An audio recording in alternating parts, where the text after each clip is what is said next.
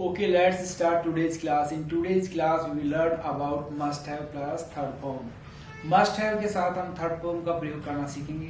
पहले हमने सीखा था कि मस्ट के साथ फर्स्ट फॉर्म आएगी, मस्ट बी के साथ नाउन और एडजेक्टिव आएगा. आज हम सीखेंगे मस्ट हैव के साथ थर्ड फॉर्म लगाना.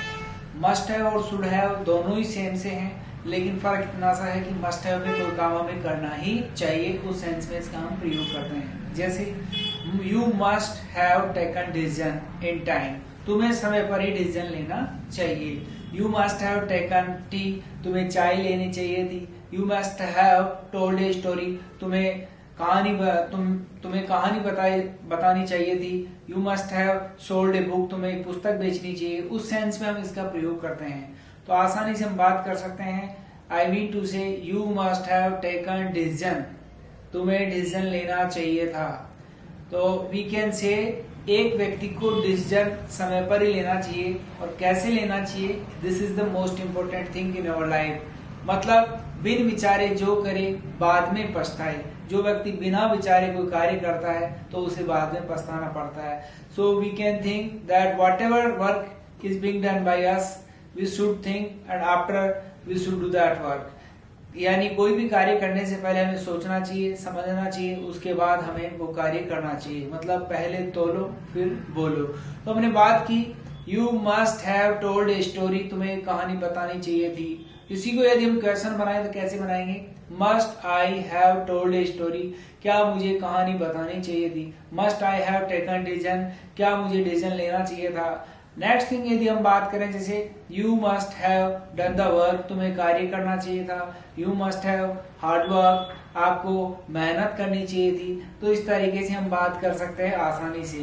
नेक्स्ट एग्जांपल हम ले, जैसे you must have made the career, तुम्हें करियर बनाना चाहिए था.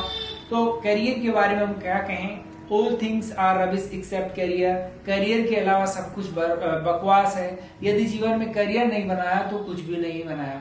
हमारे सामने दो चीजें होती है, फैमिली फ्रेंड्स को अपना लो या करियर को बना लो. अब क्वेश्चन ये है कि फैमिली फ्रेंड्स को अपनाएं या करियर को बनाएं. फैमिली और फ्रेंड्स से यदि हम मैसेज पे कभी कभार बात कर लिए तो बेटर है, लेकिन यदि आपने करियर को इग्नोर कर दिया, that is the wrong mentality, यानी ये गलत मानसिकता साबित होगी. तो हम बात कर सकते हैं ज्यादा समय यदि हम अपने फ्रेंड्स को देंगे, उनसे मैसेज भी बातें करते रहेंगे, फैमिली से भी बातें करते रहेंगे और अपने करियर पे फोकस नहीं करेंगे, तो इसका दुख हमारे को भी होगा और हमारे फैमिली मेंबर्स को भी होगा. इसलिए हमें जरूरत है कि हम अपने फोकस करें करियर पर, क्योंकि फैमिली से तो हम दो पल की बातें भी कर सकते हैं. कम समय में बहुत ज्यादा बातें की जा सकती है, लेकिन यदि हम बातें ही करते रहे और अपने करियर पे ध्यान नहीं दिए तो सब कुछ समाप्त हो जाएगा. मतलब फैमिली मेंबर, अपने पेरेंट्स हैं, वो दुखी होंगे क्योंकि हमने करियर यदि हम नहीं बना पाए तो वो दुखी होंगे. इसलिए हम कह सकते हैं कि we should pay attention only career is everything. Career के बारे में क्या कहा कि बुझा ना सके जो आग वो पानी ही क्या, बढ़ा ना सके रवानी वो जवानी ही क्या. देखकर खतरे में करियर, अगर तुम्हारा खून नहीं खोलता, बेहतर है बुढ़ापा ये जवानी ही क्या. तो हम कहते हैं कि career is the most important thing in our life.